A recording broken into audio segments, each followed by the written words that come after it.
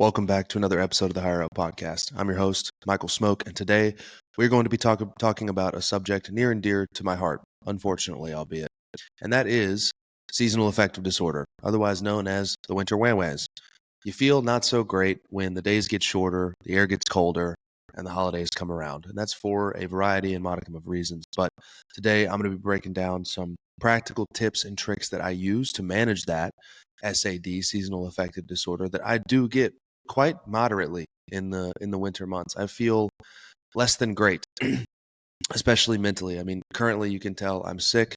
I think that's a byproduct of jet lag and coming from the Middle East back here to Atlanta. For those of you who don't know, I was in Dubai for 5 or 6 days in the Middle East, and big time change, tons of travel, and I just have some sort of head cold that I can't seem to shake after a few days. So I apologize if I'm a bit low energy. I feel, well, frankly, not so great. But these tips and tricks that I'm going to be sharing with you are all rooted in scientific research paired with just a very small amount of my own opinion and anecdotal experience. And when it comes to seasonal affective disorder, I have boiled it down to a couple of, if not one major factor, and it's decreased dopamine opportunity. You can call it DDO for the sake of the episode. But basically, as the months get colder, we go outside less, we move less, we maybe have less social gatherings because we're not just out and about in the world, albeit the holidays are, of course, a way that we combat that. But over the summer, I'm just out and about seeing people every day on walks in my neighborhood that I know, spending time with people. I'm getting tons of sunlight and the air is warm, the sun is shining. I'm just happier. And that all creates dopamine, this beautiful little neurotransmitter that is at the core of so many things we do or don't do. And so decreased dopamine opportunity happens in the winter for a few reasons. Number one, like I mentioned, the days are shorter, so we have less time in the sun. A lot of times the weather is worse. I don't know about you guys, but I hate overcast, rainy days. I don't know how people live in places where it's consistently cloudy and rainy almost 200 days a year. That just sounds like my personal hell loop. And even now here in Atlanta, it's gray. It's warm outside, which is great, but it's a bit gray. And if this persists for 3 days, I start to feel the effects of that. So this episode is meant to help offset some of that decreased dopamine opportunity and give you activities, tips, and tricks that you can implement to increase your dopamine and serotonin production, or the feel-good neurotransmitters, the well-being neurotransmitters. Before we get into the episode quickly, I do just want to say, because I'm grateful that this is an opportunity for me, that this podcast is brought to you by Dream Recovery and Whoop. Dream Recovery is a performance sleep product company. The CEO, Todd Anderson, is an incredible guy. I don't have an ad read in front of me. I love the brand. I've worked with them for a long time before ever signing with them. I've used their stuff. So if you want to get the most out of your sleep with products like blue light blocking glasses, which I love, they can be tough because I'm waiting on my prescription blue lights to come in. And so when I take these off, I'm blind. Blue light blocking glasses, the second wind nasal strips that you see me wearing in all my videos, mouth tape for better sleep. I've noticed that when I wear mouth tape, my waking events go down dramatically on my Whoop bracelet, and performance sleep masks. So if you want to try any of that stuff from Dream Recovery to get the most out of your sleep, use code HU, saves you 15% on all products at checkout. Like I said, also this podcast is brought to you by Whoop, a partner of mine for a long time, the reason I was able to go out to Dubai, and just an incredible brand. I have worn Whoop for, 3.5 years now? So I started creating content in 2023. I got a Whoop in 2021. So I was wearing this thing long before there was ever even a possibility of a partnership with them. So to say I'm partnered with them now is incredible. For those of you who don't know, the Whoop is a comprehensive performance and recovery tracking device. It takes your sleep, your activities throughout the day, and makes suggestions for how to perform, exercise, not exercise during the next day. It uses real-time AI and data insights from your behaviors to teach you when you should go to bed and how to get the most out of your sleep, recovery, and ultimately your life. And I mentioned in the last episode, I'm dealing with some health issues that I'm looking to get a handle on now. Whoop, in perfect timing, released a new feature called Whoop Advanced Labs, where you can go get your blood work done and plug it into the Whoop app, and it will show you what all of that blood work means, where you should aim for in the ranges of ideal health markers for that blood work, so you can make real-time actionable changes to your diet, your lifestyle, your training, and more to get the most out of your health. So the Whoop is an incredible product. I don't actually have a code for that. I'm just going to put the link in the description. If you want to try 1 month free and figure out if Whoop is for you, hit that link below. Now, let's get into the meat of the episode. The first thing when it comes to decreased dopamine opportunity that we can do is very simple, low-hanging fruit. It is maintaining a regular training schedule and good nutrition. I'm not going to spend a ton of time here because that's boring for most of you. If you guys listen to me, then you know physical training is always going to be at the base of everything I do. The reason this is important is because rigorous physical training releases endorphins. It releases dopamine and epinephrine and norepinephrine and serotonin, all of the feel-good neurotransmitters. You know this. You get done pushing yourself in the gym, you walk out, you feel good, you feel confident, you feel happy.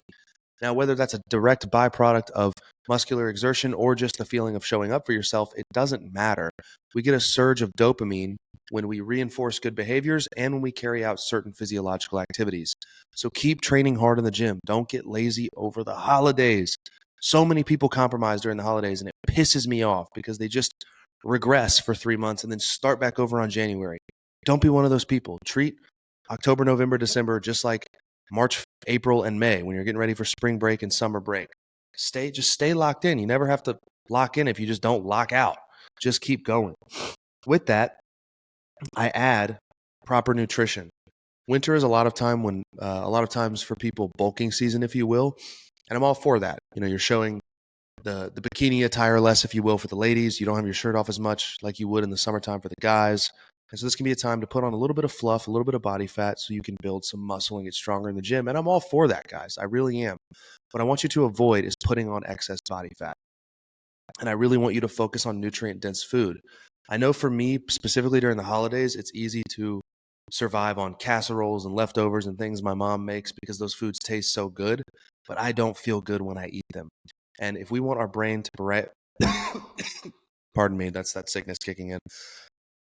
That's sorry. Well, now you know I definitely don't edit these. If we want our brain to have everything it needs to produce the neurotransmitters that we're lacking in that can be creating seasonal affective disorder, then we need to feed our brain appropriately, the right macro and micronutrients. So you need to be focusing on nutrient-dense whole foods.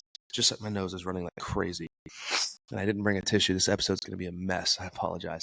You need to be focusing on nutrient-dense whole foods, dense in vitamins, minerals, proteins, carbs, and fats, balanced appropriately, of course. And avoid excess weight gain. Like when we're talking about seasonal affective disorder, we're talking about compromised mental health, feeling shittier mentally because of the weather. But another thing that can really compromise our mental state is our body image declining. So don't let yourself go during the holidays. If you want to bulk, bulk. If you want to stay lean, but just stay on routine and regimen. Don't gain 25 pounds just because you let the Thanksgiving leftovers stretch a little bit too far and the Christmas leftovers into the New Year's party. Just do what you need to do for this 90-day stretch, and you'll be so glad when spring comes around that you made the investment in yourself. Okay? So first thing, regular training and nutrition. This next thing, something more near and dear to my heart recently, is hot and cold exposure or regular sauna and cold plunge usage. Why? Saunas and cold plunges are one of the few popular health fads that I believe to truly be worth the hype. Saunas are fantastic for proper sleep. This is because of a super compensatory effect that happens when we get into a sauna.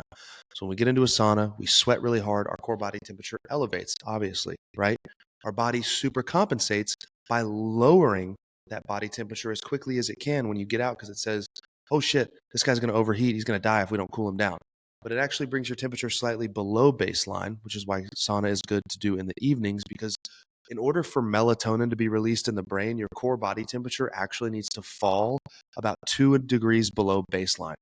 So that super compensatory effect of the sauna dropping body temperature below baseline can trigger a melatonin release, which can lead to better sleep, which is highly correlated and associated with better mental health outcomes, proper neurotransmitter and dopamine production. So I say sauna because yes, it does produce endorphins.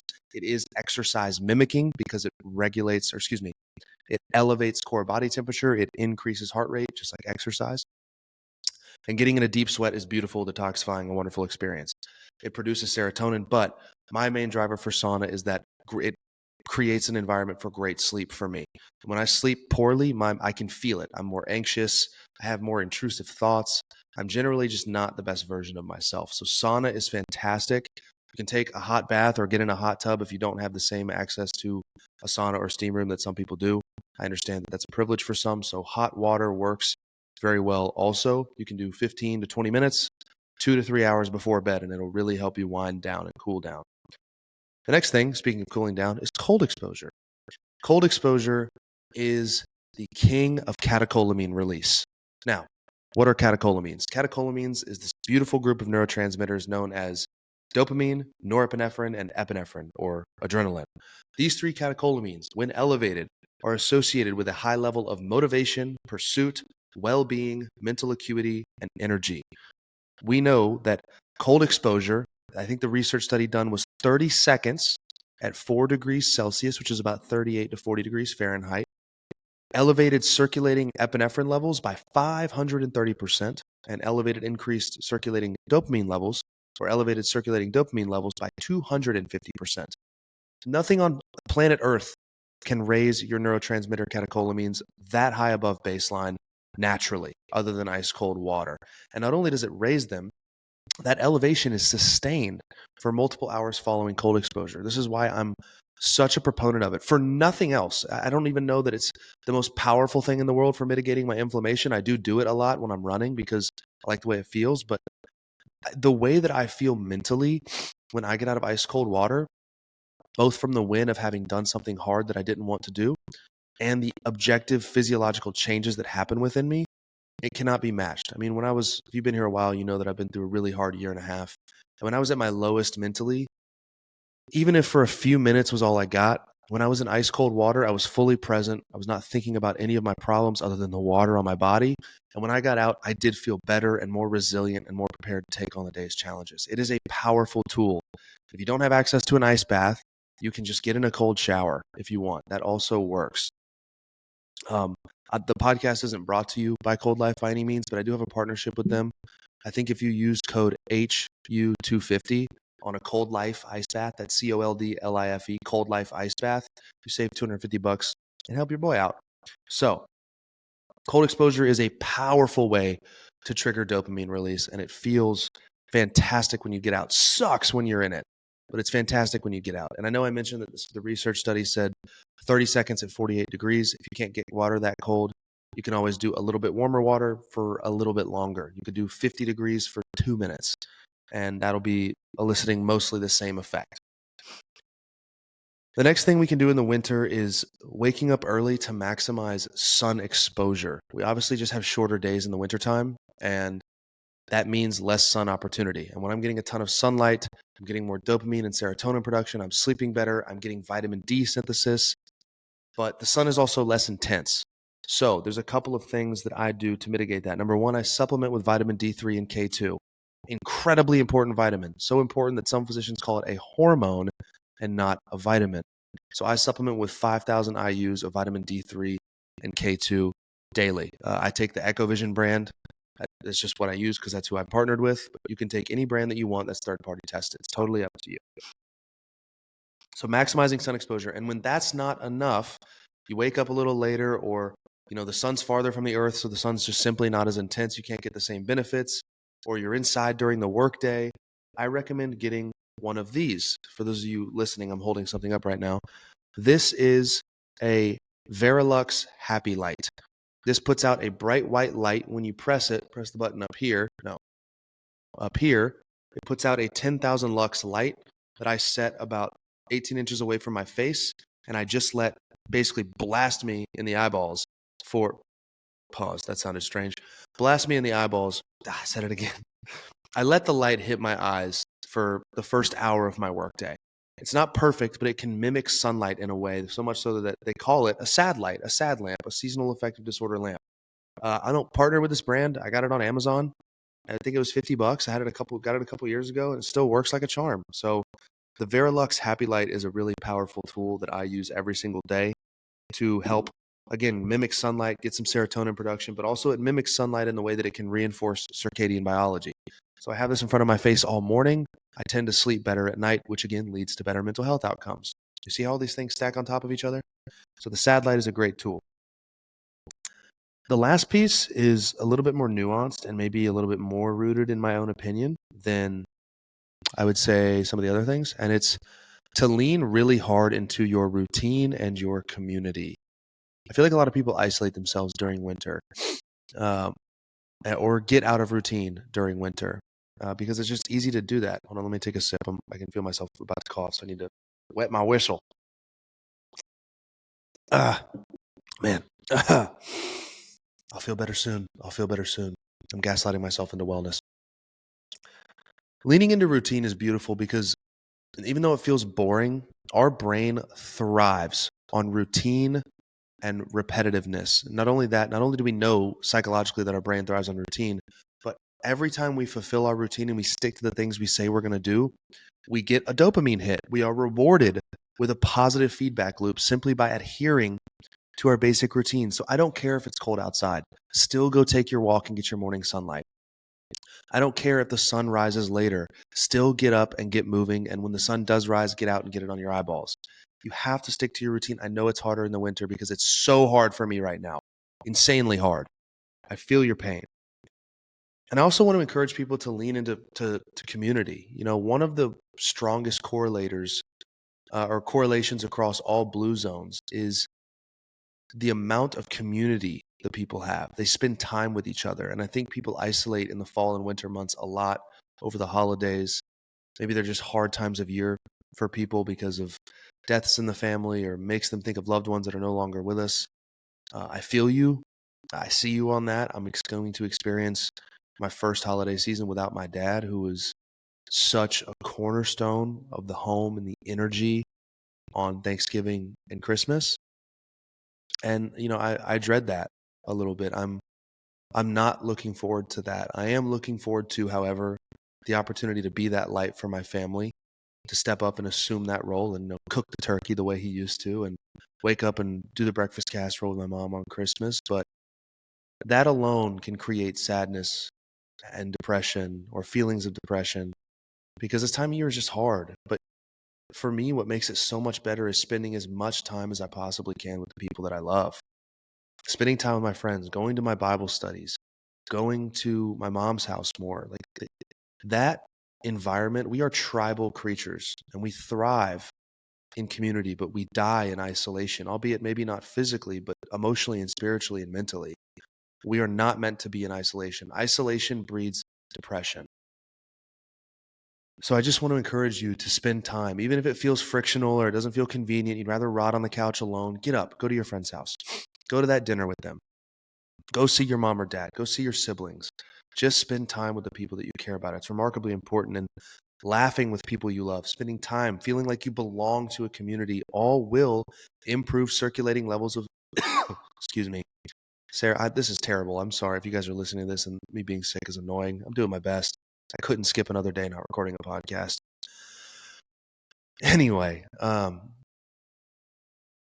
it's important to be around people not only for the emotional and spiritual benefits, but because we know that it increases levels of circulating dopamine. It makes us happier. Being around people we love triggers serotonin and oxytocin and all these beautiful little neurotransmitters that feels so warm and fuzzy inside for us. So that's all I got today in terms of managing seasonal affective disorder. I promise if you implement all of these tips, these 1, 2, 3, 4, 5 tips, then you may not beat it completely. You may still have a day with the winter wham-whams. But I promise you it will make the winter months more manageable because it has for me. It's been a game changer. Lean into your routine. Sorry, I just burped right there. Lean into your routine, lean into your training, lean into time with loved ones. Hop in the sauna, hop in the cold. Do both if you can. It's fun. Do it with friends if you can. It's even more fun. And I hope that you have a wonderful fall, winter, and holiday season to those who are listening. And thank you. Just if I could take a moment, thank you for being here with me on this journey, for respecting when I need a little time and space, respecting when I go travel and go on these insane adventures and maybe I'm not putting out content as consistently. I'm struggling in a few different ways right now, but I'm working on getting through them. I'm doing my very best. I'm going to attack this head on. So again, I apologize if I seem a little less sharp or a little lower energy than normal. It's because I am. But who would I be and what kind of fraud would I be if I didn't still show up, regardless of my emotional state or my physical state? So to those listening to this right now in their cars, at their homes, while they're eating, I love you. I'm grateful for you. And I mean that. And you matter. I want you to keep showing up. I want you to keep doing what you need to do, whether you want to or not, because I promise the fruit on the other side of that is the sweetest. Let's drop a quick step check. Drop yours in the comments. It's 1:43 p.m. Eastern Standard Time, and I am at 6,403 steps. So I look forward to seeing your step check in the comments. We'll see you in the next episode. Peace.